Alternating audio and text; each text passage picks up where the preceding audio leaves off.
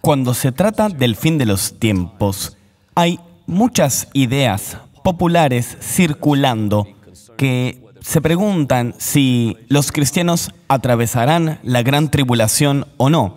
Y en los Estados Unidos, que es quien transporta gran parte de la doctrina por todo el mundo, hay una idea muy famosa de que nosotros como cristianos no atravesaremos la gran tribulación, los 7 años del reino del anticristo en esta tierra, que todos serán arrebatados antes de eso. Y se utilizan distintos versículos sacados de contexto. Y yo creo que, de hecho, esto está preparando a la gente para una gran decepción. Y es algo que no es, además, históricamente incorrecto, sino que además no ayuda a preparar a los cristianos para algo que Jesús prometió, que es la persecución y la tribulación. Pero también hay otro componente que comenzó a emerger y ganar mucha relevancia, especialmente con la conquista rusa sobre Ucrania. Yo, siendo ucraniano y mi esposa rusa, estuvimos involucrados en ayudar a los refugiados a través de nuestro ministerio, con quienes recaudamos como $1 millón el año pasado por este tema. Y no pude evitar notar muchas ideas de muchos pastores populares, a quienes respeto, que conectaron a Rusia con el fin de los tiempos y todo este conflicto europeo, como el anticristo fuese a surgir de ahí, como si todo esto estuviera construyendo la venida del anticristo. Y yo no tengo paz con eso porque no veo nada de eso en las escrituras. Creo que esto de vuelta es parte de la influencia de la cultura popular americana y este tipo de visión. Así que hoy estoy muy emocionado para traer a un invitado que puede clarificar mucho sobre estos temas, y yo personalmente he leído su libro. De hecho, en Rumania, cuando estuve en Rumania, conocí a Pablo, quien le hizo una entrevista a Joel unos años antes y me contó sobre su ministerio. Entonces esto alimentó mi apetito por este libro, y cuando lo leí me voló la mente tratando de su visión sobre el anticristo. Yo siempre supe que el fin de los tiempos circularía alrededor de Israel, pero la claridad que él trae sobre esto es un cambio de juego para mí, y le pedí a nuestro equipo también que lea sus libros para meterse en tema y para adaptar la visión del mundo y del fin de los tiempos para que sea consistente con las escrituras y no simplemente con la visión popular americana. Así que Joel Richardson es un autor cristiano, un maestro, un cineasta conocido especialmente por su investigación sobre el tema del anticristo y el fin de los tiempos. Él nació en los Estados Unidos en 1971, creció en una familia cristiana, fue a una universidad en Kansas donde estudió teología y estudios bíblicos, y luego Richardson viajó a Medio Oriente y vivió en varios países incluyendo Egipto, Israel y Turquía. Fue durante este tiempo que se interesó en el mundo islámico y empezó a estudiar el Corán y la teología islámica, y también empezó a desarrollar sus ideas sobre el fin de los tiempos y el rol del Islam en los últimos días. Él es el autor de muchos libros relacionados con el anticristo islámico y cómo los islámicos esperan al Mesías, otros libros como el que les mostré recién, y la Babilonia misteriosa, y cuando los judíos dominan el mundo, entre muchos más. Así que, queridos, ayúdennos a darle la bienvenida a Joel Richardson. Hola, Joel. Pastor Vlad, es genial estar contigo. Tantas gracias. ¿Te presentarías, por favor, brevemente, cómo llegaste tú al Señor? Bueno, sí, seguro. Trataré de hacerlo corto, porque hay muchas versiones distintas. Pero bueno, cuando tenía 19 años, diría que el Señor trajo varias crisis a mi vida. Él trajo cierta presión a mi vida. La primera de ellas fue que en ese momento estaba vendiendo drogas, principalmente marihuana y otras drogas, y estaba viviendo en el sótano de la casa de mi madre. Tenía 19 años, una madre divorciada, y lo que pasó es que alguien vino a mí, otro adicto a quien no conocía, y me dijo que había sido arrestado y el policía le había ofrecido una colaboración premiada si él me entregaba a mí. Y en ese momento, en el estado de Massachusetts, en 1991, si yo fuese arrestado simplemente por vender marihuana desde el sótano de la casa de mi madre, De hecho, le hubiesen quitado la casa, hubiese perdido su hipoteca, toda su vida de trabajo. Y no solo por el honor de un extraño, de un adicto. Entonces tuve que parar de vender drogas y sé que eso suena tonto, pero fue significativo. Y la presión que el Señor me estaba poniendo me hizo empezar a trabajar enmarcando casas. Mi jefe era un cristiano extraño, no iba a la iglesia, pero escuchaba a cassettes. Algo era común en ese día y escuchaba a algunos profetas del sur. Empezamos a tener algunas conversaciones cristianas.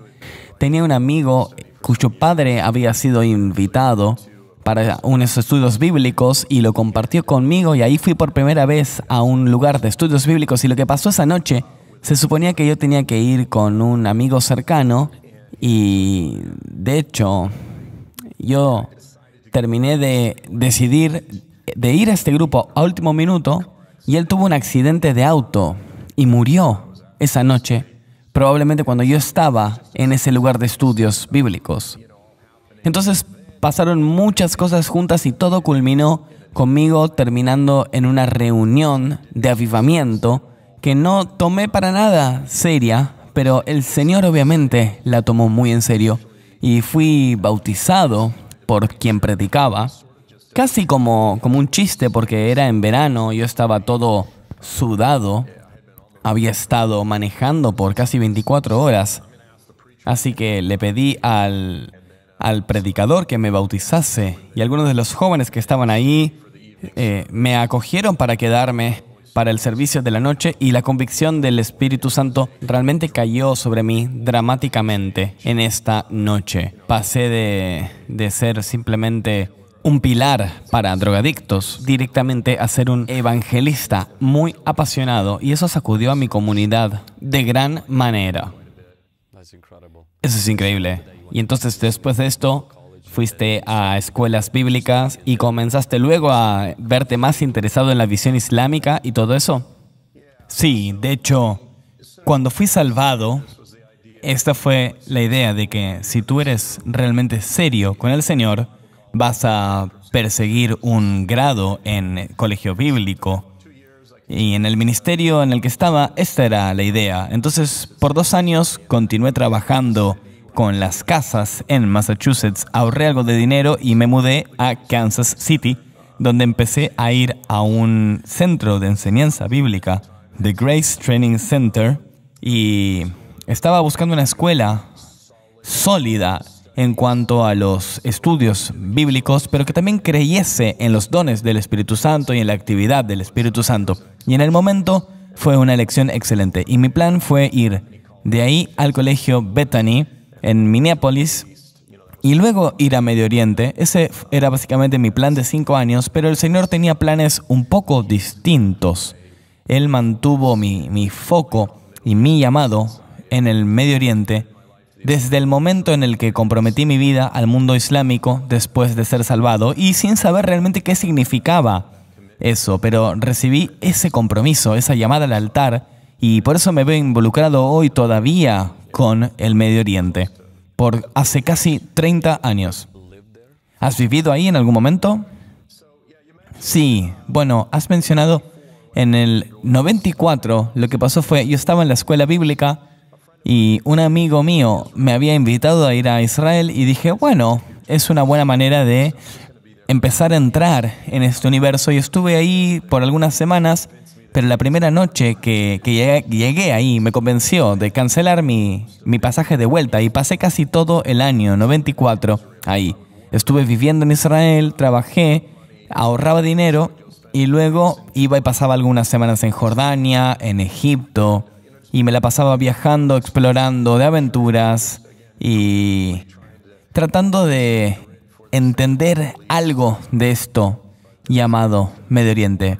Y esto tomó la mayor parte del 94 y luego, de hecho, volví a la ciudad de Kansas. Después conocí a mi esposa ahí, empecé a buscar un grado en ingeniería, me casé, tuve hijos, esta clase de cosas y se volvió muy claro desde muy temprano con algunos temas médicos que mi esposa tiene. que no íbamos a podernos mudar a Medio Oriente y que iba a ser una combinación entre mi propia inmadurez y que estaba muy consciente en los primeros años de matrimonio, de que el foco iba a tener que cambiar. Pero mi llamado siempre se mantuvo orientado hacia Medio Oriente y aunque vivía en Missouri, en Kansas, por muchos años, estuve trabajando hace 15 años con distintos ministerios en Medio Oriente. Así que voy muy a menudo y hago tours a Israel, Jordania, Arabia Saudita, ese tipo de cosas. Bueno, me encantaría estar en tu tour porque me gustaría conocer sobre todo el conocimiento que tú tienes sobre Medio Oriente y el corazón que tienes ahí. Probablemente es muy emocionante. Joel, ¿puedes contarnos un poco al comienzo de tu línea? ¿Cómo era la visión de la iglesia temprana antes de hablar del anticristo? ¿Podemos establecer el marco de cuál era su vista de la tribulación? Si los cristianos van a atravesar tribulación o no, y cómo eso se desarrolla a través de los últimos siglos y de dónde sacamos esta idea que tantos cristianos tienen, no atravesarán la tribulación. ¿De dónde salió esa idea? Sí, ¿de dónde vinieron? Bueno, primero que nada, los primeros escritores de la iglesia después de los apóstoles fueron Papías, Ireneo, Hipólito. Eran premilenialistas. Ellos creían que Jesús iba a volver al final del milenio, iba a volver y literalmente establecer el trono desde Jerusalén, desde Sión, y por eso se los llama premilenialistas. Él iba a volver previo al milenio. El milenio es literal.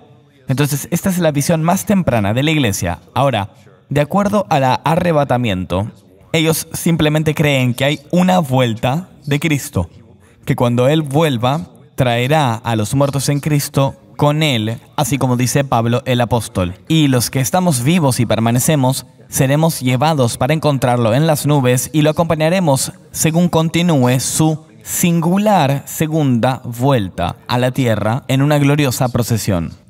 Esta era universalmente la visión de la iglesia temprana. Eran post-tribulacionales. Ellos creían que habría arrebatamiento después de la tribulación y no puedes encontrar ningún comentario en ningún lado que afirme, según los escritores de la iglesia temprana, que habría un arrebatamiento pre-tribulacional, que habría un arrebatamiento antes de los 7 años de tribulación previos al retorno de Jesús. Tú nunca verías esto.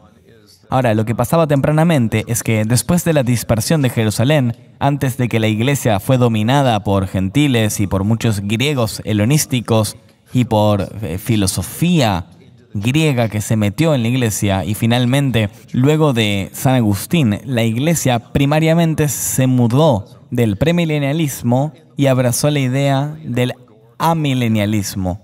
Quiere decir que es un milenio alegórico. Se pierde gran parte de la sólida escatología de la iglesia temprana, pero se mantiene una visión de la post-tribulación. Pensaban que al fin de los tiempos estaría el anticristo, que estaría la marca de la bestia. Y cuando lees estas escrituras de la iglesia temprana, todos universalmente comprenden que esta será la prueba final, donde la iglesia atravesará la tribulación, atravesará juicios y todas las dificultades.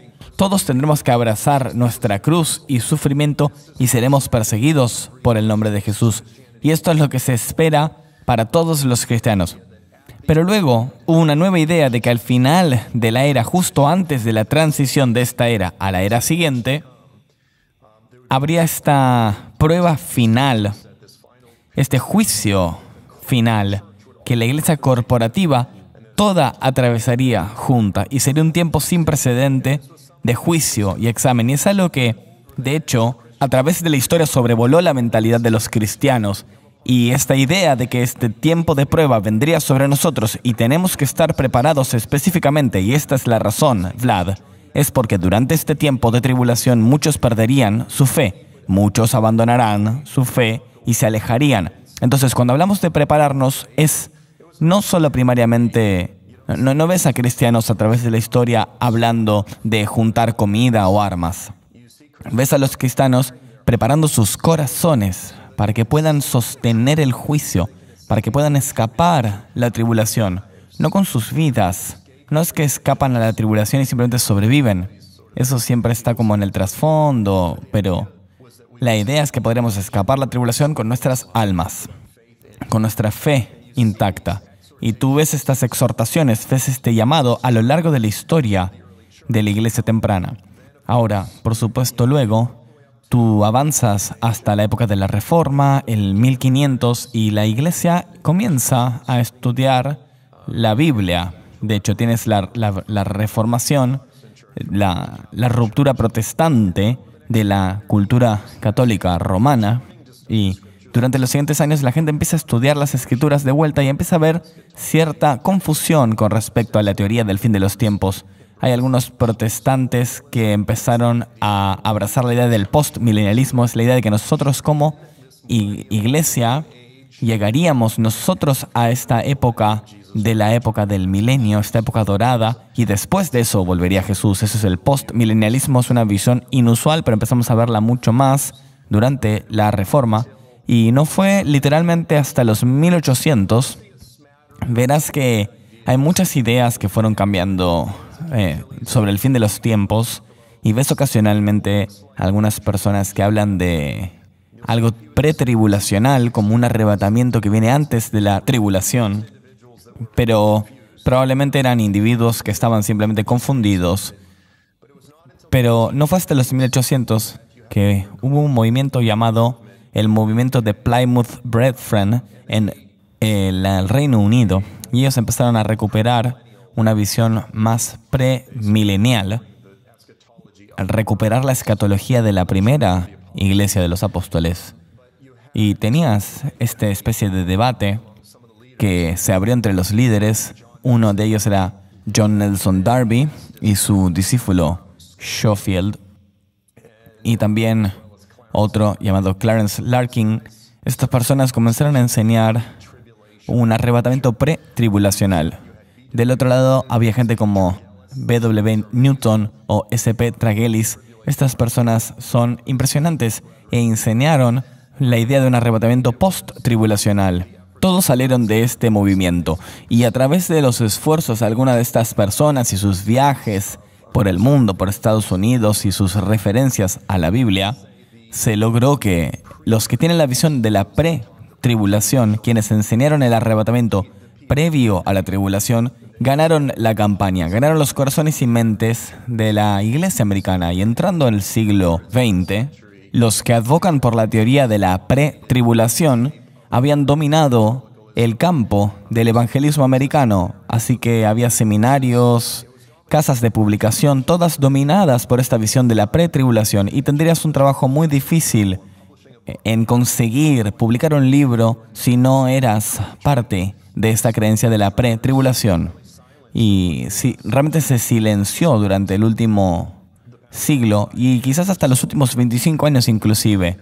Con la llegada de Internet y la revolución de la información, empezamos a ver oleadas nuevamente de creyentes que abandonan la visión pretribulacional del arrebatamiento y empiezan a traer una idea llamada o pre-ira o post-tribulación. Son ideas muy similares, pero la idea es que nosotros como iglesia enfrentaremos al anticristo, deberemos superar más, si no toda, la gran tribulación, y esto no es exactamente lo que enseña el Nuevo Testamento, sino lo que los apóstoles enseñan. Si buscas toda la historia de la iglesia, la idea del arrebatamiento pretribulacional, y nuestros hermanos que creen en esto se enojan mucho, es un simple hecho, y debatiré con cualquiera en el mundo públicamente sobre este tema.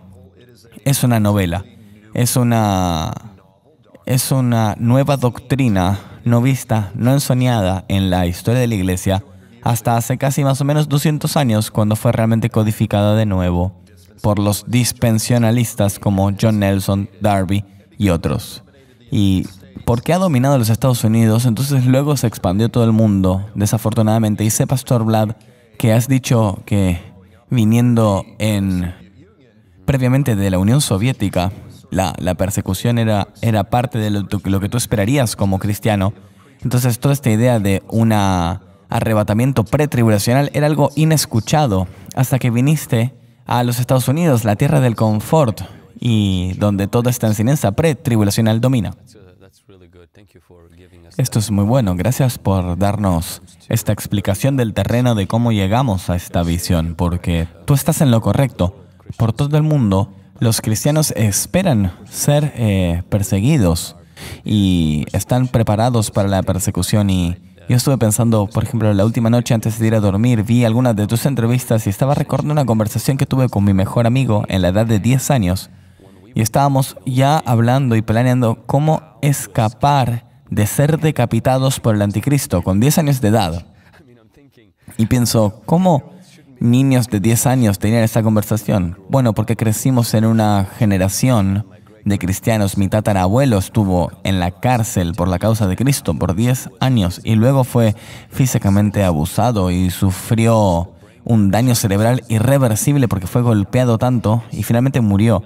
Y creciendo con esta noción de que la persecución es algo prometido y no experimentar persecución es excepcional, pero no está prometido y no debe esperarse. Es algo que deberíamos agradecerle a Dios, pero no deberíamos esperar ser simplemente corderos entre los leones en lo que tiene que ver con la persecución y la iglesia, porque realmente la gente tenía una perseverancia anteriormente. Y cuando vinimos a los Estados Unidos, la gente empieza a hablar mucho más de cómo ser exitoso que cómo sufrir y cómo sostener a Cristo. Y creo que esta forma de ver el cristianismo produce cristianos débiles como copitos de nieve que sucumben ante la presión y las dificultades. Y luego, cuando leemos las Escrituras y se lee que seremos salvados de la ira de Dios y tantas de otras de estas, dan lugar a malas concepciones. Y realmente quiero traer otra visión popular, opinión popular que no está en las Escrituras, pero que también es occidental. Y es que el anticristo vendrá de un imperio romano revivido y de la Unión Europea. ¿Podrías traernos un poco más a la historia de dónde los cristianos sacaron la idea? Antes de hablar de a quién le creemos, a quién tú le crees que va a ser, ¿de dónde sacamos la idea de que el anticristo va a venir de una vuelta del Imperio Romano?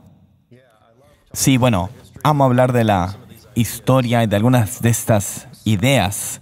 Déjame decir esto, sé que muchos de vuestros oyentes son familiares con esto, pero hay dos cosas. La exégesis, donde se estudia las Escrituras para entender lo que dicen y extraer su significado.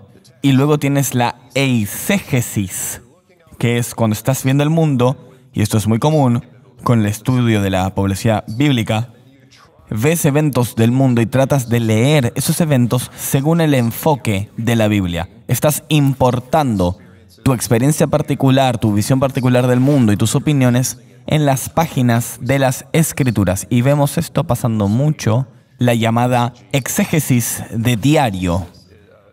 Justamente, exégesis de diario. Cuando tratas de leer de las Escrituras lo que ves en los diarios, en las noticias, y esto guía tu comprensión de las Escrituras. Ahora, en la iglesia temprana, ellos vivían bajo la sombra de la opresión del Imperio Romano, pagano, para ser muy claro. Entonces, esto no es la época del Papa. Eran césares romanos, eran paganos, veneraban a Júpiter y los dioses romanos y este tipo de cosas, y había sacrificios para el César, y estaban persiguiendo a los primeros cristianos. Entonces era muy natural, y déjame simplemente decir esto, aunque no sea apropiado interpretar la Biblia, es muy natural. Todos tenemos una tendencia a hacerlo. Y así como la iglesia temprana estaba mirando este enorme imperio que estaba persiguiendo a la iglesia y leía estas profecías, por ejemplo, Daniel 2, Daniel 7, la estatua de metal, las 4 bestias, las bestias de la revelación, las bestias, asumían que debía estar hablando de Roma, y esta era la visión universal de la iglesia temprana. Es el primer ejemplo, Pastor Vlad, de exégesis de diario.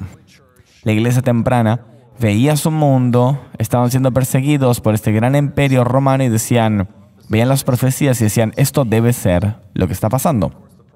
Ahora, por supuesto, el problema es que el imperio romano no fue destruido por el reino de Dios, De hecho, sino más bien el reino de Dios reemplazó al Imperio Romano, fue evangelizado este último.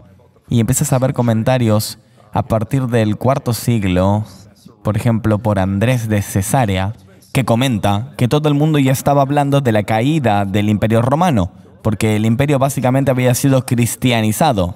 Y dice, yo no pienso que eso sea de lo que los profetas están hablando. Creo que están hablando de algo más que está viniendo al final de la era. Así que es interesante que la vista de los creyentes tempranos era que el Imperio Romano era el anticristo.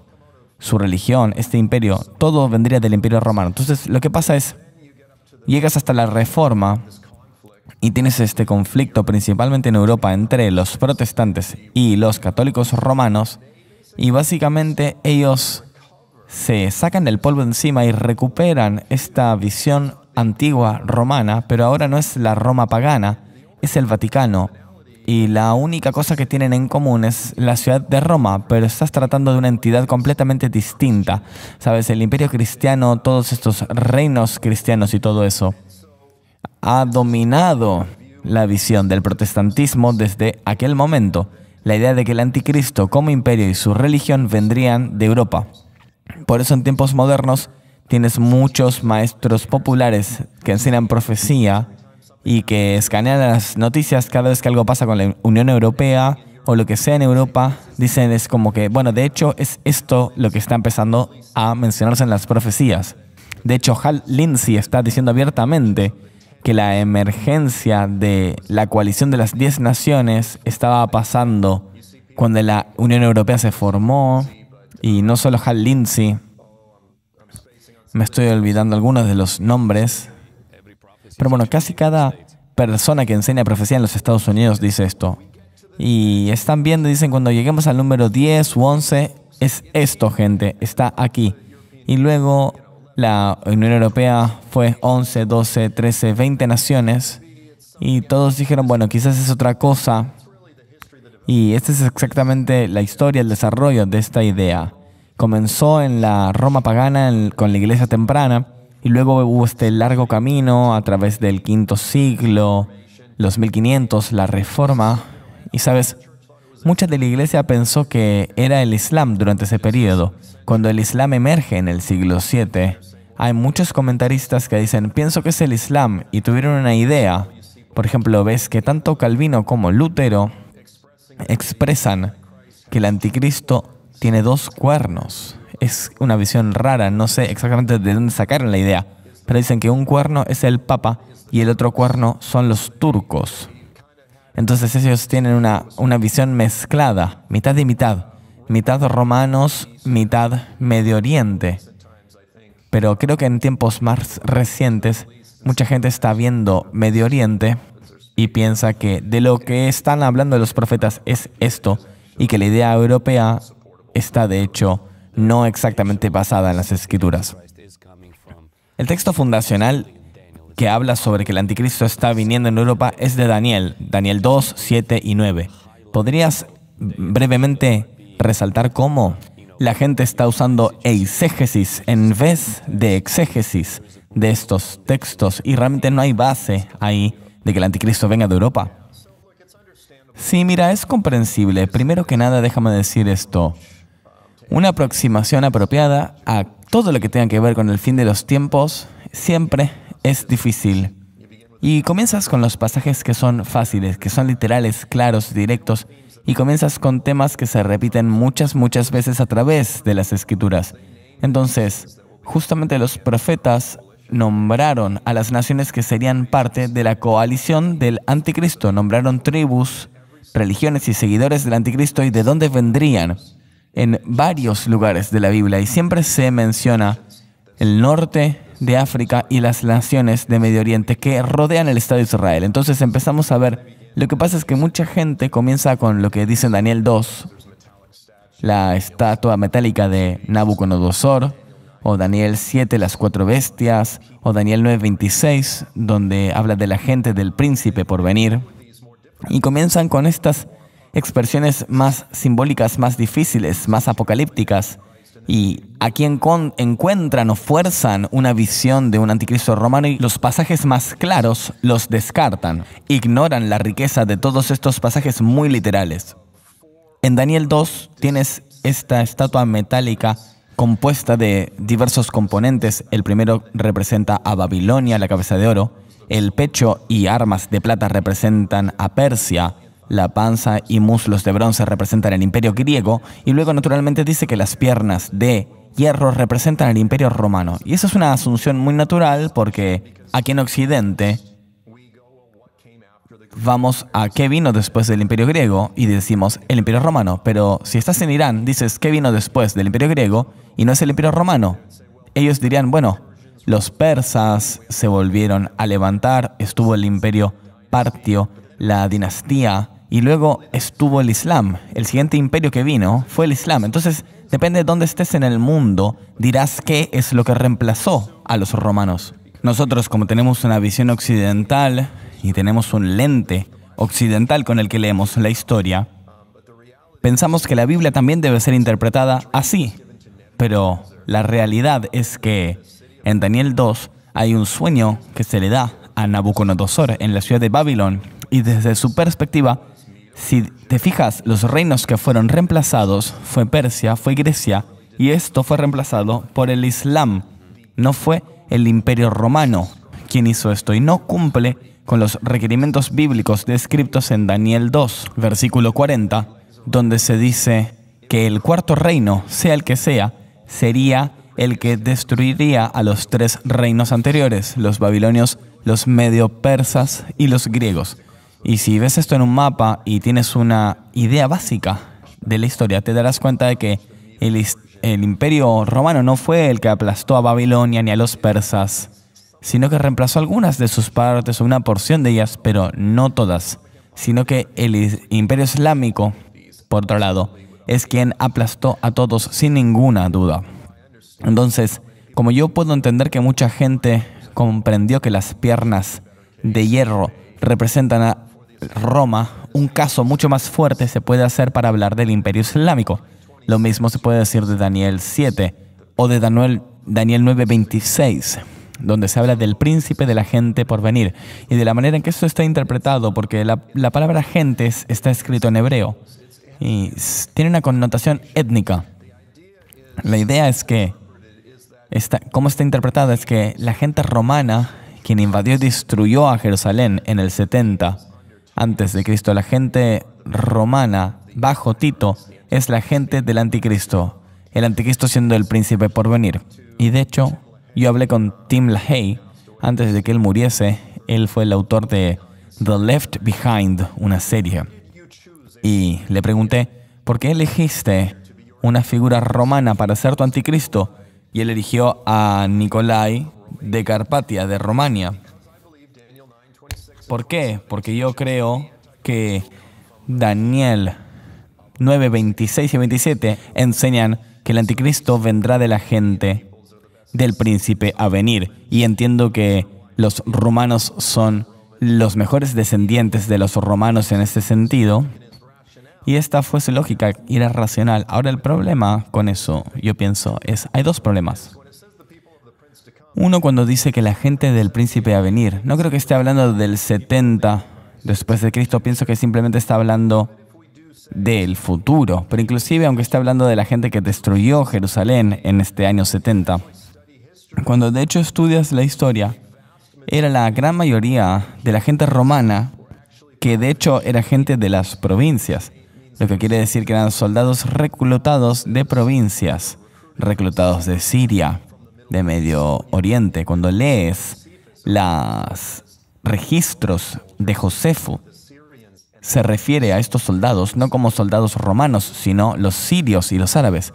Entonces, aunque tomemos la interpretación popular de las gentes que estaban bajo el liderazgo romano, esta gente, étnicamente hablando, era gente de Medio Oriente. Entonces es importante hacer bien nuestra tarea y hacer un poco más de diligencia en todos los pasajes de la Biblia que hablan sobre el anticristo y que apuntan a las naciones que rodean a Israel. no apunto a Europa. Ahora, no estoy diciendo que en Europa no habrá involucramiento con esto, ese no es el punto. El punto es que deberíamos enfatizar que lo que las escrituras enfatizan, y déjame descalificar algo aquí, Pastor Vlad, porque esto es muy importante. Estoy hablando de esto, estamos tratando de que los cristianos entiendan mejor lo que las escrituras dicen y corregir esta visión muy eurocéntrica. Pero el propósito aquí no es demonizar a los musulmanes. No es que todos ahora miremos a los musulmanes diferente. Los musulmanes son gente, tal como los cristianos son gente, son también distintos entre sí como los cristianos son distintos, y de hecho, hace algunas semanas, hubo un movimiento radical cristiano, casi nazi, de parte de cristianos en Australia que mató a algunos policías australianos, y estos eran terroristas, pero lo hicieron bajo la bandera del cristianismo. Y hay muchos también terroristas radicales musulmanes, pero la gran mayoría de los musulmanes no son terroristas ni quieren cortar cabezas. Quiero decir esto muy claro porque no quiero decir esto solo para golpear el Islam o para desparramar miedo. Es simplemente para recuperar una visión más enfocada en Israel como centro del escenario del fin de los tiempos. Eso es bueno, eso es muy bueno, porque creo que muchos de nosotros en Occidente pensamos que el mundo gira alrededor nuestro. Porque bueno, somos los Estados Unidos y solía ser el más grande país. Y sorprendentemente, en el libro de la Revelación y en Ezequiel y en Daniel, no vemos a los Estados Unidos, por supuesto, ahí. Y pensamos que somos el ombligo del mundo, pero en realidad todo gira alrededor de Israel, Jerusalén y no de Nueva York o Londres. Ahora, una cosa que me sorprendió positivamente es cuánta teología sobre el fin de los tiempos tienen los musulmanes. Creo que no estaba al tanto de esto, sabía sobre su pasado, nunca había estudiado el Islam en profundidad, pero la cantidad de estudios que has citado y cuán importante es para el Islam y para los musulmanes y para la gente de su religión el fin de los tiempos. ¿Puedes hablar un poco de eso y de los 5 mandamientos que hay en el Islam para su teología del fin de los tiempos? Sí. Bueno, tienes lo que se llaman los 5 pilares del Islam. Estas son las cosas básicas que los musulmanes tienen que creer: en la unidad de Dios, en la singularidad de Dios, en el profeta Mahoma. De hecho, no me acuerdo si se supone que tienen que hacer peregrinaje una vez en tu vida a la Meca.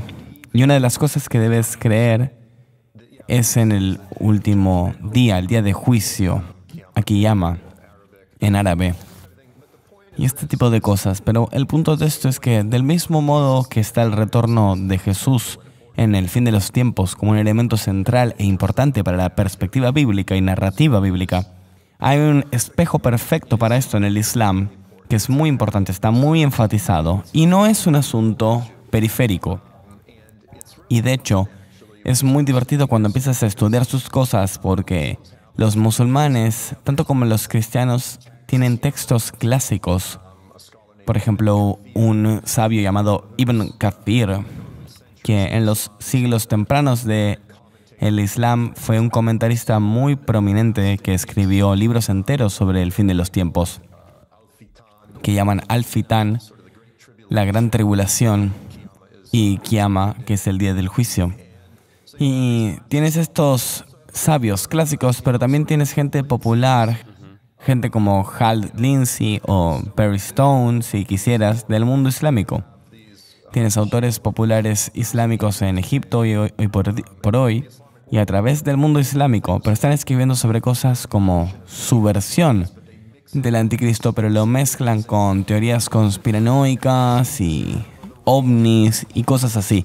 Hay cosas que mezclan desde la punta, desde sensacionalistas populares hasta sabios, y es una tradición muy vibrante dentro del Islam. Cuando hablas con musulmanes hoy, les preguntas por qué creen en el Islam, y muchas veces te dicen porque todas las profecías están siendo cumplidas, todas las profecías islámicas están siendo cumplidas. Y de hecho, he escuchado historias inclusive de cristianos convirtiéndose al Islam por estar convencidos de que su narrativa profética era tan acertada. Es una parte muy importante del Islam y no quiero decir que cada musulmán que vas a encontrar estará fascinado por el fin de los tiempos, pero encuentro esto muy común. Hay dos religiones en el mundo ahora, cristiandad e islam, y ambas tienen aproximadamente 2 billones de personas y ambas tienen visiones similares, pero distintas de lo que pasará en los últimos tiempos. Y creo que de todos modos el Señor ha ordenado que estas cosas se solaparían. Pero de todos modos, los satanistas han engañado a los musulmanes del mundo para que su tradición profética considere al anticristo como su esperado Mesías. Y de hecho da miedo cuando lo estudias.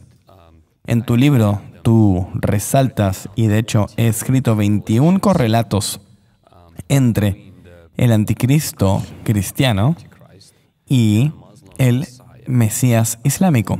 Uno de ellos, así como estaba atravesando esto, estaba yendo por la lista, uno que agarró mi atención es el tema de la decapitación. Eso puso simplemente el último clavo en el ataúd para mí. Pero tú has traído tantas conexiones en la historia y en la tradición del Islam que serían cumplidas por su esperado Mesías. Que esto es una clara descripción del anticristo cristiano. ¿Podrías resaltar algunas de las relaciones entre estas dos figuras? Seguro. La figura principal del Islam es el Mahdi. Hay diferencia entre los que son chiitas en Irán contra los sunitas, pero en general todos tienen una creencia en la venida de esta figura y yo traté de traer de fuentes de ambos lados, sunitas y chiitas, para mostrar que esto es una visión universal a través del Islam, no es una visión sectaria. Y básicamente se cree que este individuo emergerá en los últimos días y causará un avivamiento en el Islam globalmente y básicamente hará que el Islam básicamente reine toda la tierra, exaltará el Islam por las naciones y revivirá el califato islámico, el gobierno islámico. Este imperio que existió por casi 1400 años y solamente terminó en 1923 cuando Mustafa Kemal Atatürk abolió el califato. Y la idea es que el Mahdi, el enviado, reviviría el califato y su reino estaría básicamente en el templo de la montaña en Jerusalén. Y esto es muy parecido a lo que el anticristo bíblico haría. Hacer una gran coalición de las naciones que reúnen a Israel y hacer que su religión sea suprema y hacer revivir un imperio de naciones que rodean a Israel. Y la Biblia dice que el anticristo seteará la abominación que causa desolación en la montaña del templo. Y la profecía islámica dice que también es este el lugar desde el cual el Mesías gobernará el mundo, y de hecho enseñan que gobernará durante un periodo de 7 años, que es lo mismo que la Biblia nos enseña sobre el anticristo, y que justamente su principal carrera es este periodo de 7 años. Entonces, están estos, lo que yo llamo antiparalelos, donde las profecías islámicas sobre el anticristo básicamente se dan vuelta y en vez de aplicarlas a este tipo malo, lo aplican al héroe. Los musulmanes esperan, tienes esta profecía referida como la profecía del árbol de Garkog, donde se dice que el día del juicio no vendrá hasta que los musulmanes luchen contra los judíos y los maten, hasta que solo queden algunos judíos escondidos detrás de un árbol o una roca, y luego finalmente la roca y el árbol llorarán y le dirán a un musulmán que hay un judío para que puedan ir y matarlo. Ahora, por supuesto, no todos los musulmanes le prestan atención a esto, pero se dice que justamente en esta profecía los musulmanes se embarcarán en un genocidio contra los judíos en los últimos días, y por la gracia de Dios muchos musulmanes lo rechazan. Esto no es algo en lo que todos creen y piensan que no es una profecía de Dios, y toda la gente que sea guiada a eso pensará que esto es su destino divino, de hecho invadir y atacar y matar a todos los judíos, y es exactamente lo que la Biblia dice que pasaría en los últimos días. Entonces hay un gran paralelo, o como yo llamo un antiparalelo, entre el Islam, que tiene una vibrante tradición de decapitamiento, y la Biblia dice que los santos serían específicamente martirizados en los últimos días por decapitamiento. Y dice, yo he visto las almas de quienes han sido decapitados en el altar. Entonces, este tipo de cosas son las que llaman la atención. Y para ser claro, no todos los musulmanes creen en estas cosas, pero sus tradiciones existen, son muy reales y son peligrosas. Otra cosa que encontré muy cautivante en tu investigación y en tu libro se trata sobre la visión de los musulmanes de la segunda venida de Jesús y cómo eso se relaciona con un falso profeta bíblico. Y luego trajiste muchos versos que yo no veía con esta luz, donde Jesús dice que en los últimos días hay que tener cuidado de no ser engañado porque muchos cristianos vendrán y habrá mucha gente que dirá ser Jesús en los últimos días. Y la manera en que se presentan, la manera en que tú presentaste cómo los musulmanes creen que su segunda venida de Jesús ayudará a su Mesías, que Jesús volverá a ayudar a su Mesías a convertir a los cristianos al Islam, a ayudarnos a comprender de que Él nunca fue el Hijo de Dios, de que Pablo esto lo inventó. ¿Puedes hablar un poco de eso? Sí, bueno, cuando hablas con los musulmanes te dicen, bueno, ¿tú crees en el retorno de Jesús? Nosotros también. Y señalan los puntos en común, y estos son verdad y debemos reconocer que hay cosas en común. Pero lo específico de lo que ellos enseñan, ellos esperan que Jesús vuelva, y lo llaman Isa al-Masih, Jesús el Mesías, o Isa el Mesías. Pero ellos no enseñan que vuelve como la Biblia lo describe, sino dicen que vuelve como musulmán. Y que Él le dirá a todos los cristianos del mundo, no, ustedes se equivocaron todo este tiempo, su libro está corrupto, su Biblia está corrupta. Yo nunca quise decir que era el Hijo de Dios, nunca quise decir que era Dios, nunca morí en la cruz. Todas estas doctrinas básicas que tú crees, supuestamente estarían equivocadas, y Él diría que simplemente es un profeta que enseñó el monoteísmo y que en el fondo eso era Islam, y que por ende deberías convertirte a ser musulmán y luego rendirte al Mehdi, al Mesías islámico. Entonces, en la escatología islámica, Jesús es un Mesías secundario, es un asistente y alguien que apoya al Mahdi. Y puedes hacer un paralelo ahí con el falso profeta o los falsos profetas que la Biblia dice. Y dice Jesús exactamente como lobos disfrazados de ovejas. Y justamente se describe al falso profeta también como un dragón con boca de dragón, pero vestido como cordero, un dragón en ropa de cordero. Aparece ser porque Jesús es el Cordero de Dios en el libro de Apocalipsis, donde también los falsos profetas son descritos como corderos, pero habla con la boca de la serpiente o del dragón. Entonces es muy posible de que habría alguna clase de falso evento donde la gente crea que Jesús ha regresado, pero no el Jesús que nosotros esperamos, no el Jesús de la Biblia, sino que dirán a todos los cristianos del mundo que debemos volvernos musulmanes. Y eso es lo que los musulmanes esperan.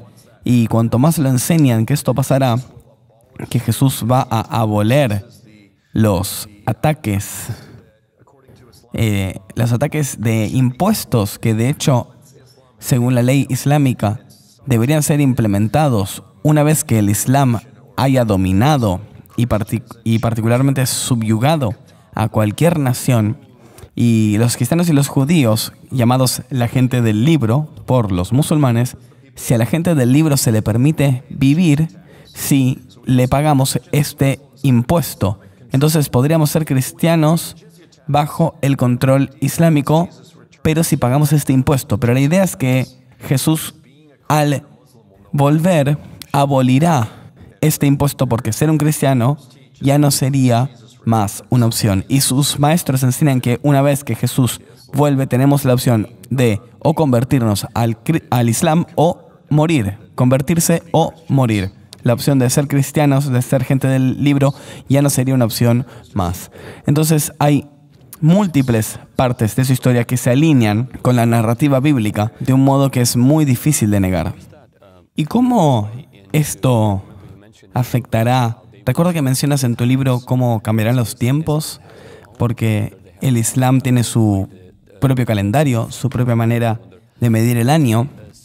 ¿Habrá alguna clase de marca de la bestia que estará conectada? ¿Ellos tienen algo así en mente que se relacione? Porque cuando se trata de la marca de la bestia, el 666, mucha gente ha estado usando esto o cualquier chip o cualquier cosa. ¿Cómo esto se relaciona con el Islam? Bueno, déjame decir esto bíblicamente. Quien sea que tome la marca de la bestia, según Apocalipsis 14, será atormentado día y noche en la presencia del Cordero y sus ángeles santos, es decir, que irá al infierno para siempre. Quien tome la marca de la bestia irá al infierno. Ahora, a través del Nuevo Testamento, ¿quién determina si alguien irá al infierno? Es básicamente si aceptan o rechazan a Jesús. Entonces, la idea de que es esto, la marca de la bestia, hay mucha gente que dice, si te vacunaste, tomaste la marca de la bestia. Mira, la marca de la bestia no es algo que tú puedes ser engañado o que puedes tomar accidentalmente. No es algo que la gente te pueda agarrar y ponerte y forzarte a tomar. Porque no vas al infierno si has sido marcado en el juego de fútbol. No. La marca de la bestia no es una especie de agujero en el sistema de la salvación. Quien tome la marca de la bestia también lo hará adorando a la bestia. La marca de la bestia será atada a la adoración de la bestia y será atada al rechazo de Jesús como Mesías. Y por ende, una de las cosas que es parte de la práctica islámica y tradición es que cuando vuelva a haber un califato, y de hecho se espera que el Mehdi o Mahdi, el Mesías, sea el líder de este califato, todos los musulmanes estarán obligados a hacer un pacto de alianza hasta la muerte de obediencia al califato. Y con toda probabilidad, esto involucrará al credo islámico que dice que no hay ningún Dios otro que Alá y que Mahoma es el mensajero final de Alá. Y podrías argumentar desde una perspectiva cristiana que esto es la negación del Dios de la Biblia, la negación del Padre y la negación del Hijo. En Hebreos dice que en tiempos anteriores Él nos habló por los profetas, pero en estos tiempos nos hablará a través del Hijo. Él es realmente el mensajero final, si tú quieres. Y hay una actividad que continúa en el don de la profecía en la iglesia. Eso es distinto que los profetas bíblicos. Es diferente que el Señor hablándonos a través de su Hijo. Entonces, realmente el verdadero credo, el Shahada del Islam, se alinea con la descripción de la creencia, el sistema de creencias del anticristo que niega al Padre, niega al Hijo, como dice en 1 Juan 2:22, nos dice que este es el espíritu del anticristo, quien niega al Padre no tiene al Hijo. Entonces, en algún lugar de ahí no sabemos exactamente cómo la marca de la bestia va a aparecer, no sabemos exactamente cómo, pero sé que involucrará alabar a la bestia, negar a Jesús como Mesías, y cuando los tiempos vengan, creo que reconoceremos y podremos verlo. Pero hasta entonces la gente puede tener opiniones fuertes sobre vacunas o lo que sea, pero esto no es la marca de la bestia. Yo tomé la vacuna porque tenía que hacerlo para poder ir a Arabia Saudita, porque parte de mi llamada, dada por Dios, fue ir a Arabia Saudita. Y yo, mentalizado, tomé la vacuna, oré sobre eso, y eso significa que iré al infierno para siempre. Creo que diría que tenemos problemas con muchas escrituras por todo el Nuevo Testamento que dice que quien crea en Jesucristo tiene vida eterna. Entonces, yo no creo haber hecho un error por accidente y por algún motivo seré atormentado día y noche en la presencia del Cordero y este tipo de cosas. Es importante, la gente puede tener opiniones fuertes sobre esto. Yo quizás preferiría no haberla tomado, pero no es la marca de la bestia. Eso es bueno, gracias por aclararlo. Y si el anticristo será musulmán, probablemente. Y honestamente, leyendo el libro y empezando por la introducción, estás inclusive mostrando cómo la gente ahora, por ejemplo, está mirando el avance de Rusia o de China, pero tú estás mostrando algo detrás de escenas a la que la gente no le está prestando atención, que es el avance de la fe islámica en Europa, inclusive en Estados Unidos, como desde quizás 911 ha habido un pico en la conversión al Islam. Yo estuve en Egipto con mi esposa en vacaciones el año pasado y viendo mucha gente musulmana, gente buena, que encuentra un gran problema con la manera en la que Estados Unidos ahora se está moviendo hasta ese mundo, inclusive como Disney está lavando el cerebro de niños. Y yo también pienso que gente en los Estados Unidos está comenzando a... Quien tiene morales fuertes y una unidad fuerte de la familia, yo estoy comenzando a ver un declinamiento en nuestra cultura y quizás en un montón de iglesias progresistas. Y estoy viendo cómo la fe islámica se está volviendo atractiva para algunas de esas personas que ven que los valores cristianos se están perdiendo. ¿Dónde tú piensas que este anticristo va a surgir? Sí, esto es importante porque cuando digo, o el título de mi libro es Anticristo Islámico, y desde una distancia se puede ver muy inflamable, inclusive que genere odio. Y yo estuve en Arabia Saudita y estuve hablando con un profesor, tú sabes, lo conocí en el aeropuerto y él me da las manos en un Starbucks y me dice, primera pregunta para ti. Y me dice, ¿quién es el anticristo? Y él es musulmán. Y pensé, bueno, él ha estado googleando y le digo, bueno, no sé quién es el anticristo, pero quizás podría ser, no sé, un presidente que surja de Turquía. Y él se rió y me dijo, es un musulmán de Arabia Saudita, y me dijo, quizás tú y yo probablemente acordemos muchas cosas. De hecho, si le preguntas a mucha gente en el mundo islámico, o por ejemplo en Arabia Saudita, ¿de dónde vendrá el anticristo? Te dicen, por ejemplo, que vendrán de Irán. Si le preguntas a alguien de Irán, dirán que probablemente vendrá de otra parte del mundo islámico.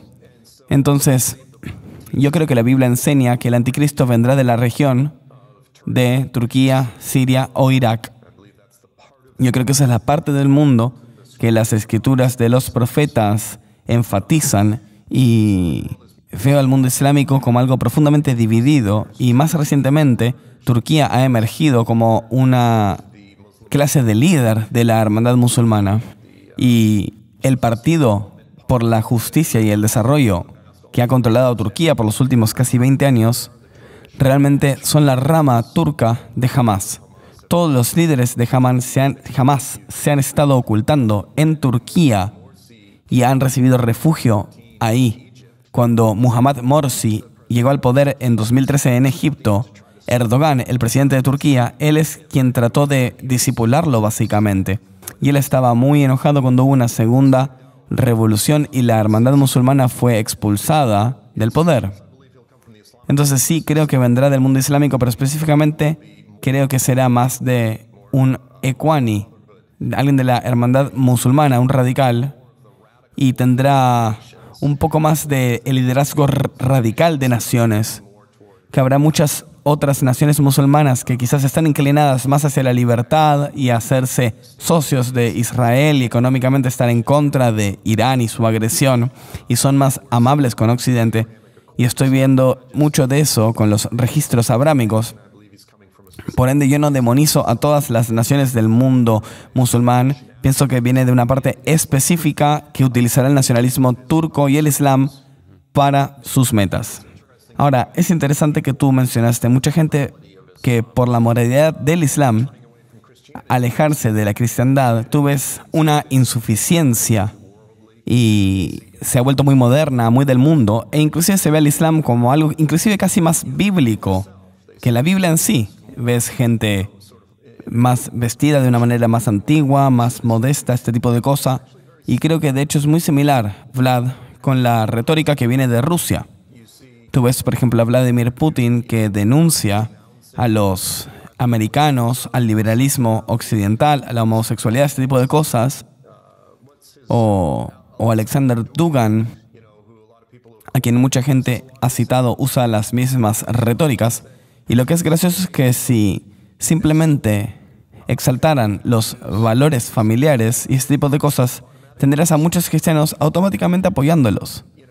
Puedes invadir y destruir y bombardear una nación, pero si estás hablando en contra de la homosexualidad, tendrías el apoyo de una gran cantidad de cristianos americanos, y eso también es muy peligroso.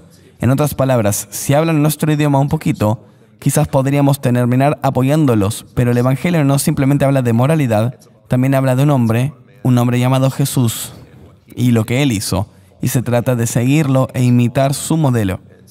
Entonces esto es muy, muy importante, de que no caigamos fácilmente en todo esto.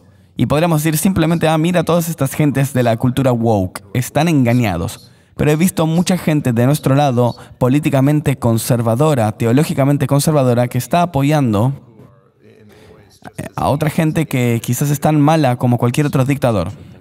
Eso está en verdad. Gracias por resaltarlo y corregir eso también. A la luz de la guerra con Rusia, entre Rusia y Ucrania, mucha gente empezó a conectar a Gog y a Magog, y básicamente metiendo esto en la profecía del fin de los tiempos, de que esto es el cumplimiento de esta profecía y de que esto realmente es aquello. Y cuando tú mencionas esto sobre los diarios, yo veo a Jesús. ¿Cómo? Y yo leí en tu libro. Tú básicamente destruyes ese argumento de que muchas profecías bíblicas se están utilizando de que Gog y Magog es Rusia y que son parte de una palabra profética. ¿Podrías hablar un poco sobre esto? Sí, mira, básicamente para mantenerlo simple, en Ezequiel 38 y 39 se dice la misma historia que tantos de los otros profetas hablan de la coalición de naciones que invadirían a Israel, guiados por un dictador. Ezequiel lo llama Gog, Daniel 11 lo llama el rey del norte. Tú sabes, es el anticristo, pero la razón por la que mucha gente va como, no, esto es diferente, es un dictador diferente del fin de los tiempos, es una coalición distinta de naciones, es una invasión distinta de Israel. La manera por la que separan todo esto como algo distinguido es porque todas las naciones son claramente de norte de África y Medio Oriente. Entonces, por lo cual muchas personas comienzan con esta falsa presuposición romana, basada en romana, y no ven esta otra profecía que es claramente medio oriental. Piensan que es algo completamente distinto de lo que se está hablando. Y de hecho, es muy simple. En los últimos días habrá un dictador, justo como Nabucodonosor o invasores asirios, o cualquier cosa de estas, y él hará una coalición de naciones, invadir la tierra de Israel. Jesús volverá y lo matará. Y se lo llama Gog, en otros lugares se lo llama el anticristo, el rey del norte, el hombre sin ley.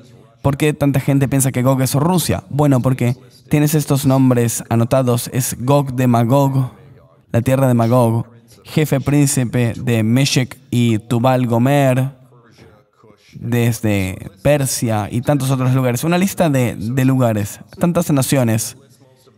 Y anota los intervinientes principales. Ahora hay dos maneras de interpretar estos nombres bíblicos antiguos. Uno es tratar de sacar todos nuestros recursos históricos, Heródoto, Josefo, quitar a estos históricos y tratar de trazar las líneas de sangre, los matrimonios, los patrones de migración de todas estas gentes. Y de hecho la gente dice, bueno, Magog, Josefo dice que los magogios se convirtieron en los sitios. Y eso es un término tan amplio. Pero estos son básicamente todas las tribus nómades que vivieron en Medio Oriente, vivieron en Turquía, inclusive migraron alrededor de Rumania, Moldavia, Ucrania, hasta Rusia, hacia el Mar Negro, y luego se mezclaron con gente de origen escandinava vikinga, que eran llamados Rus. Se casaron y eventualmente se convirtieron en los rusos. Entonces alguna gente dice que Gog, Magog, Gog es de Magog y esto es Rusia. Ahora, el otro método de interpretar estos nombres es simplemente identificar cómo ellos fueron comprendidos en el tiempo de Ezequiel. Cómo Ezequiel lo entendía, cómo entendía estos nombres, cómo su audiencia inmediata entendía estos nombres. Esto se llama la interpretación histórica gramática. Y dices, bueno, en el tiempo de Ezequiel, Gog era Turquía. Y estaba tratando de apuntar a la región de Turquía. Hoy se la llama Turquía. En aquel momento se le llamaba Magog, Meshech, Tubal. Y esta es la correlación geográfica. Ahora esta gente que dice que Magog se convirtió en Rusia es saltar de un nombre a otro, de Magog a Meshech a Gomer. Cambian métodos de adelante para atrás. Y lo que hacen es un juego de cartas, porque Mucha gente leyendo sus libros o escuchando sus enseñanzas no comprenden cómo la magia se hace. Van y simplemente dicen, este tipo lo creo, es un buen maestro, me dio un argumento convincente de que Rusia va a llevar a esta coalición de Medio Oriente, pero lo que no se dan cuenta es que mezclaron métodos en el medio del truco. Si tú quieres intentar decir que Magog es Rusia, tienes que usar una línea básicamente de ADN, de línea de linaje, y estudiar todos los nombres. Y los nombres son nombres de las gentes, hijos caucásicos de Noé. Y si tú sigues todos los nombres, Gomer, Bet, Tagorma, Mesech, Tubal, no solo tienes que incluir a Rusia, tienes que incluir a Sudamérica, Norteamérica, Australia, Nueva Zelanda, Ucrania y toda Europa. No es solo la venida de una invasión rusa a Israel, es el pandemonio. Es la llegada de la invasión de todos los países a Israel, porque esta línea de sangre terminó en todos los países. Pero nadie dice eso porque esto no vende libros. Lo que vende libros es decir que Rusia. Entonces, ¿sabes? Yo quiero ser el mago que va y viene y decir, gente, les voy a mostrar cómo los magos están haciendo sus trucos. Es un truco. Seamos mejores estudiantes de la escritura, y yo argumentaría que el método histórico-gramático es un método más responsable. Tenemos que ser consistentes, y cuando lo hacemos, Ezequiel está hablando de una coalición liderada por Turquía y compuesta por países del norte de África y Medio Oriente. Nunca se habla de Rusia, y por esto no estoy reivindicando a Rusia ni diciendo que Putin es bueno, ni nada así, ni que lo que está haciendo es correcto. Estoy diciendo que no es Gog. Y eso es importante. Es una calificación y una distinción importante. Gracias por explicar esto.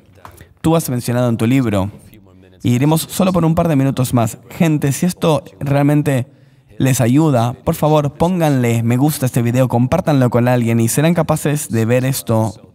Pondremos también capítulos para que puedan ir a las preguntas que quieren escuchar. Y creo que Joel ha hecho un tan buen trabajo explicando todos estos sus libros, y les pondremos un link para que puedan conseguirlos para tener una comprensión más profunda de esto. Tú mencionaste en tus libros y en tus enseñanzas que el anticristo no traerá a todas las naciones bajo su reino del mismo modo, que habría naciones que se resistirían a eso y gente en esas naciones no caería bajo su reino al 100%. Sí, tienes numerosos versículos, y de hecho, la escritura que aparece más veces sobre la coalición del anticristo refiere a 10 cabezas, 10 cuernos o 10 naciones, probablemente con él siendo 11.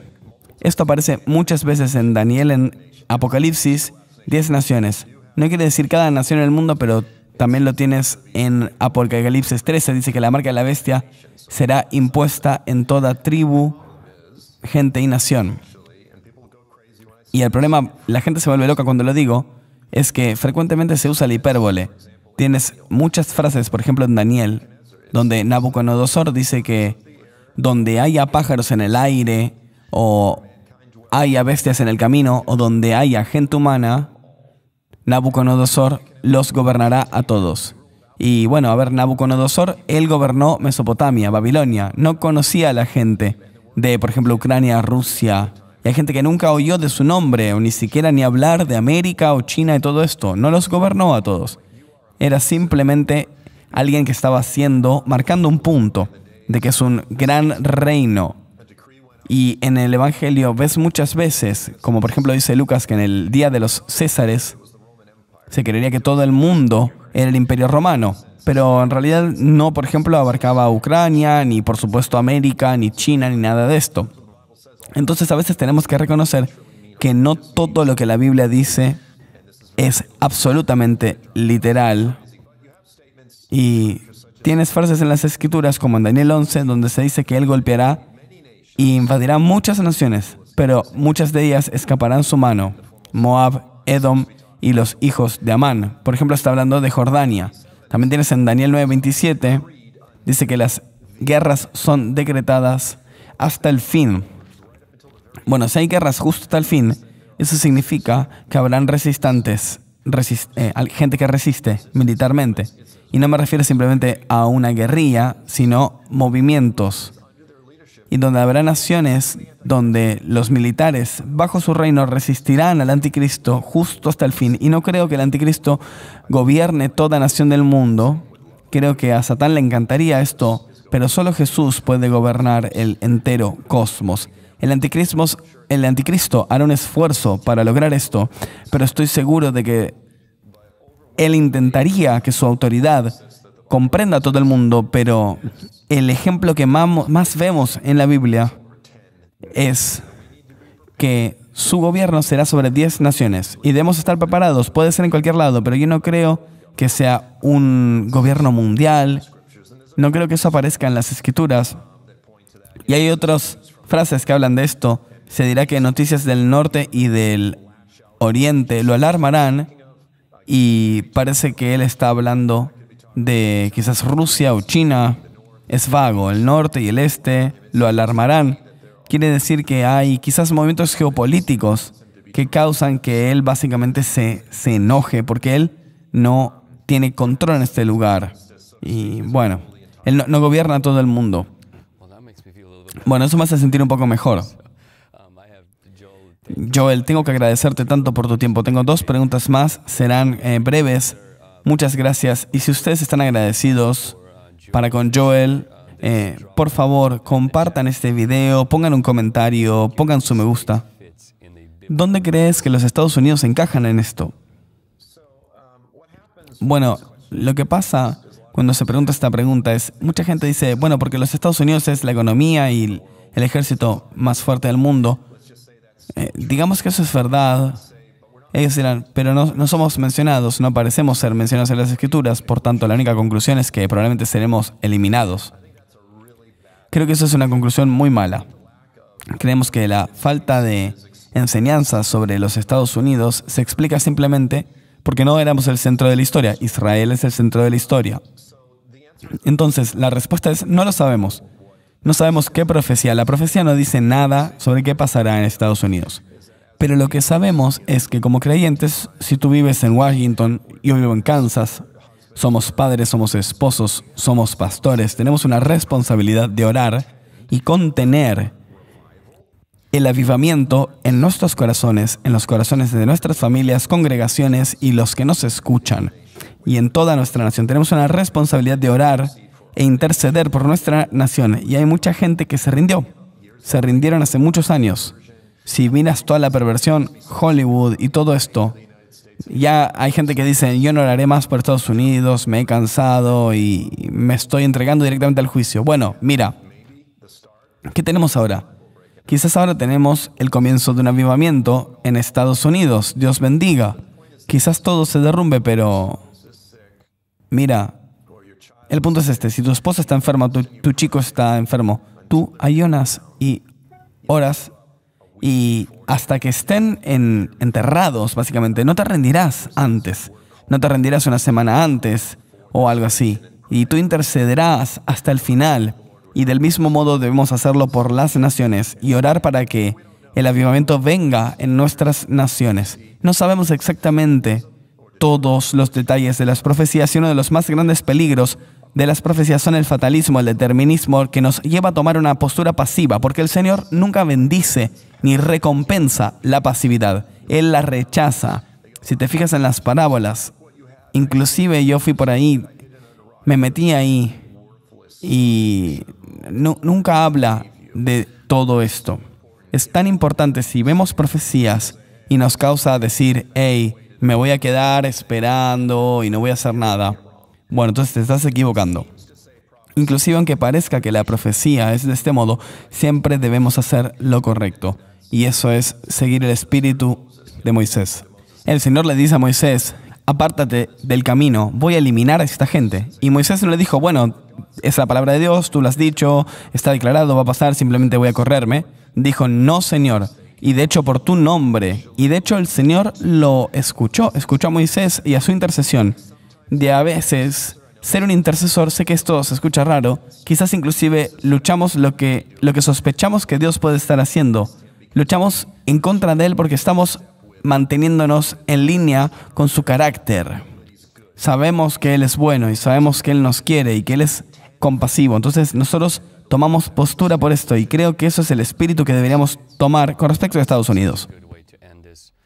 Eso es una tan buena manera de terminar esta entrevista y esta aproximación de que hay esperanza, gente.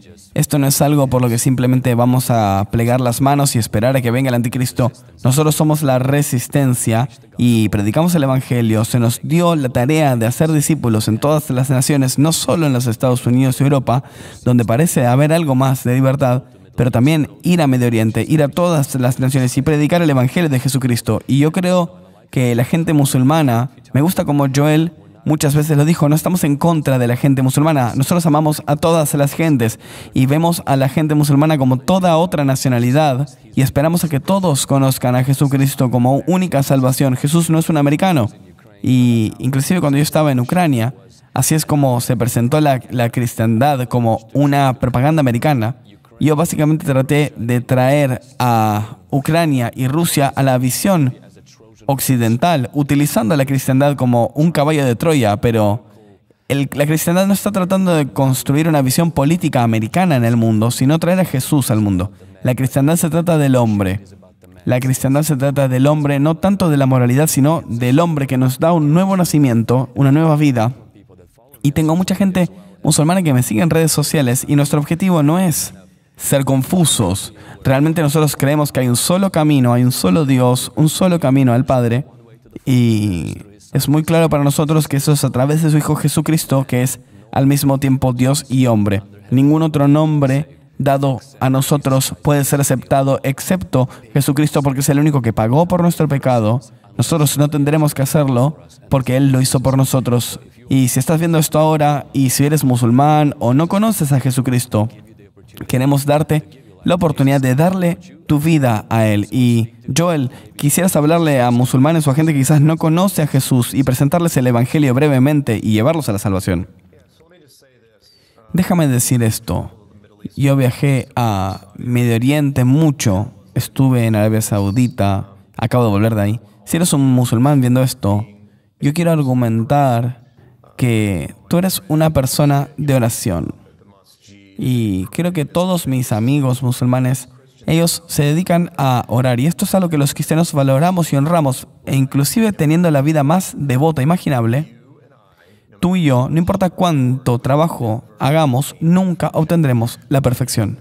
Y tú sabes, Dios no demanda la perfección. Pero, por ejemplo, tú, dices, harás un omelette para tu esposa e hijos. Tomas 3 huevos y son huevos buenos. Y ahora el 4.º huevo está podrido. Digamos 6 buenos huevos y 1 podrido. Y mezclas todo y se lo das a tu esposa e hijos. No. ¿Por qué? Porque inclusive esa porción, aunque seas principalmente bueno, esa parte en tu corazón, esa parte pecaminosa, hace nuestras vidas indignas. No podemos presentar eso a Dios. No podemos esperar la bendición eterna en el paraíso de este modo. El Señor no nos debe nada. El único modo en que podemos ser perdonados, y si nosotros podemos nuestra fe, transferimos nuestra fe de nosotros y de nuestras buenas obras y la ponemos en lo que Jesús hizo, de acuerdo a las palabras de los profetas. Los profetas declararon desde el comienzo que alguien estaría viniendo, que el prometido estaba viniendo, que el Mesías estaría viniendo. En Isaías 52 y 53 y tantos lugares, Salmo 22, describe el hecho de que Él sería crucificado, de acuerdo a las palabras de los profetas, sería torturado, tomaría nuestros pecados.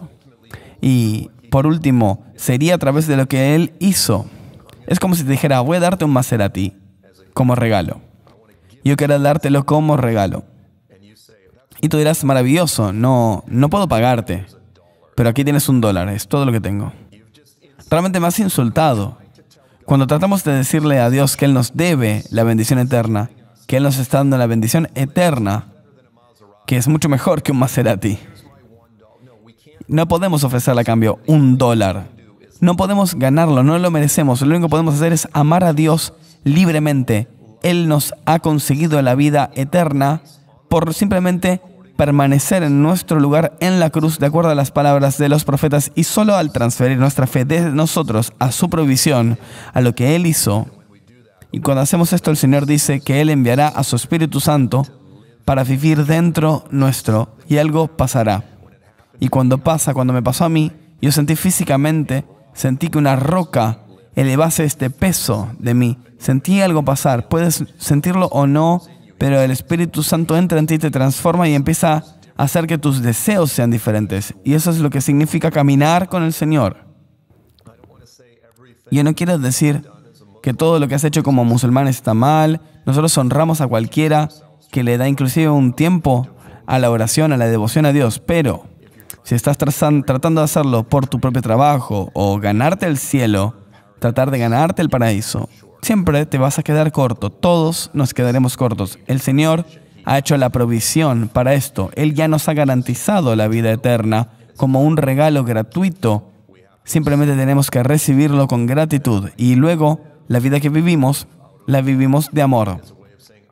Es una manera de decir, yo también te amo. Tú me has amado, me has dado vida eterna, bueno, yo también te amo. Y no hagas para tratar de ganarte nada, ni para apurar el favor de Dios. Simplemente dices, me has amado tanto que has estado dispuesto a morir por mí cuando era tu enemigo, y ahora yo quiero vivir una vida de amarte de vuelta. Eso es una simple explicación del Evangelio. Pero si tú eres un musulmán viendo esto, te diré simplemente que he tenido miles de conversaciones con musulmanes, amigos, a través de los años, y sé que ustedes confían en su mensaje y en su religión, pero puedo decir con toda confianza que el Evangelio es superior. Si tú estudias la vida de Jesucristo contra la vida de Mahoma, verás que uno está inspirado, uno es de hecho del cielo. La verdadera esencia del corazón de Dios vino y vivió entre nosotros. Y Mahoma fue un hombre justo como tú y yo, y no puede salvarte. Y seguir tus enseñanzas tampoco te salvará. Así que te lo diré hasta ahí. Y si has escuchado esto y te gustaría dialogar más, siéntete libre de contactarme. Soy fácilmente accesible. Mi email es joel@joelstrumpet.com y estaría contento de hablar contigo, orar contigo y lo que sea. Contáctame. Gracias Joe. Realmente te aprecio. Gracias por tu tiempo. Y gente, si ustedes fueron bendecidos por este mensaje, tenemos links abajo donde pueden seguir a Joe y donde también pueden obtener sus libros. Y quiero darles el coraje. Si alguien quiere aprender sobre el fin de los tiempos, ¿y qué libro recomendarías tuyo para comenzar? Sabes, seré honesto. Yo le recomiendo a la gente, de hecho, comenzar con Cuando un judío gobierna el mundo.